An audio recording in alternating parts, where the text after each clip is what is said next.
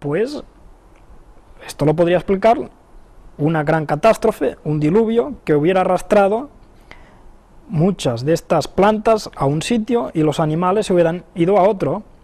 Por ejemplo, ¿qué pasa, no? Cuando hay una catástrofe, lo hemos visto muchas veces por la tele, los animales empiezan a correr muy rápidamente, se apartan de lo que es el diluvio totalmente.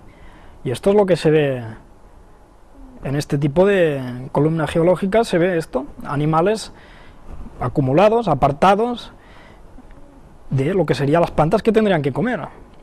Esto no encaja con la teoría de la evolución. Nos dice aquí, la formación Morrison se extiende sobre más de 1 millón de kilómetros cuadrados desde Canadá hasta Texas, en el sur de los Estados Unidos, y sin embargo su espesor promedio es de solo unos 100 metros. Ya estamos hablando aquí de no solo ecosistemas incompletos, sino depósitos sedimentarios extensos. O sea, ¿cómo es posible que haya sedimentos depositados de forma tan extensa? Esto no se puede explicar en millones de años, más bien sigue una línea de catástrofe, de diluvio, es lo que habría producido este tipo de formación. Dice, algunas colecciones de fósiles parecen ser ecosistemas completos y otras no, ya lo hemos visto. ¿De qué modo puede explicarse un modelo evolucionario de lenta deposición los conjuntos fósiles incompletos? No se puede explicar. La separación de los organismos por medio de un diluvio grande puede resolver el dilema. Los requisitos ecológicos permiten inferir que las formaciones Morrison y Coconino fueron depositadas rápidamente. Esto sugiere la clase de actividad que se espera durante un diluvio universal. Pues diluvio da muchas más explicaciones a hechos que si no, no tendrían, siguiendo un modelo evolucionista. Incluso cementerios de dinosaurios, lo que hemos hablado. Hay una cantidad de fósiles en la escala geológica, la columna geológica, de muchos centenares y centenares de, por ejemplo, dinosaurios acumulados allí y que han sido ahí enterrados de una manera que no es normal y no ha podido ser poco a poco durante millones de años, sino que ha tenido que ser una catástrofe en la que estos animales todos iban en manada hacia una dirección y de golpe, ¡plas!, quedaron enterrados y muertos, porque esta es la pocas de las explicaciones que se puede dar a este tipo de hechos. Dice, la imagen muestra parte de la montaña de miles de huesos de dinosaurios que se encuentran en el Dinosaur Natural Monument de Estados Unidos. Evidencias como esta del transporte y acumulación de fósiles son frecuentes. Y esto pasa por todo el mundo, estos hechos, estas pruebas de dinosaurios acumulados, muertos, sin explicación aparente con la teoría de la evolución, pero con una catástrofe tipo diluvio, esto es fácilmente explicable. ¿Qué más? Tenemos lagunas en capas sedimentarias, ya hemos hablado un poco de esto, pero vamos a hablar un poco más. De las corrientes de turbidez se pueden esperar algunos eventos mezcladores a nivel local y ocasionalmente un levantamiento local favorecería la erosión de depósitos prediluviales y diluviales, reciclando de este modo los fósiles y las rocas que ellos contenían hacia capas estratigráficamente más arriba en la columna geológica, como se encuentra algunas veces. ¿No? ¿Qué nos quiere decir esto?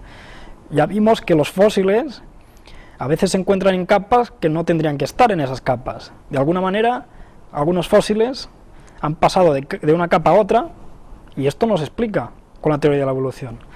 Esto se llama los fósiles guía, normalmente se encuentran en una capa, pero después hay otros que no, que han cambiado de una capa a otra sin explicación aparente.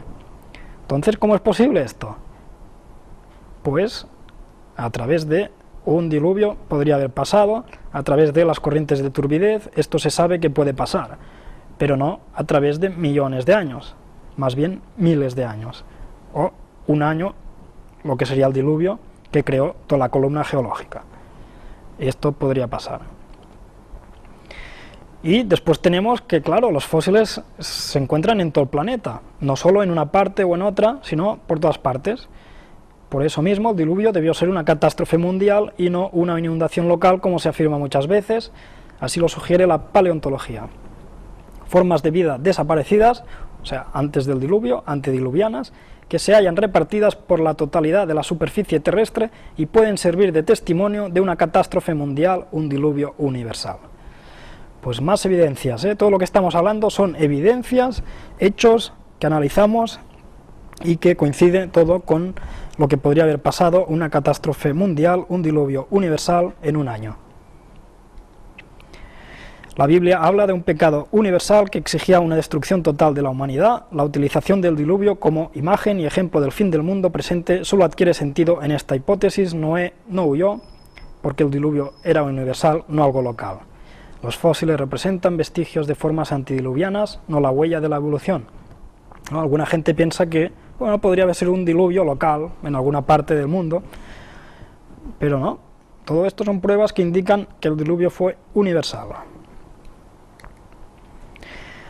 Vamos a analizar un poco más los fósiles, que son hechos encontrados en los estratos. Estos fósiles indican, primero, nunca han existido formas simples de organismos, ya sean animales o plantas. La vida siempre ha sido compleja. Esto ya lo vimos, ¿eh? Nunca han existido formas simples, y menos formas simples que han evolucionado a complejas. No, siempre la vida ha sido compleja. No hay fósiles de formas intermedias de animales o plantas que se hayan transformado o evolucionado. Ya vimos que los fósiles que se encuentran ya son formas totalmente hechas, no hay formas que expliquen que un animal se haya transformado en otro y haya dejado restos entre medio. No hay ninguna prueba de eso. No hay fósiles de formas intermedias.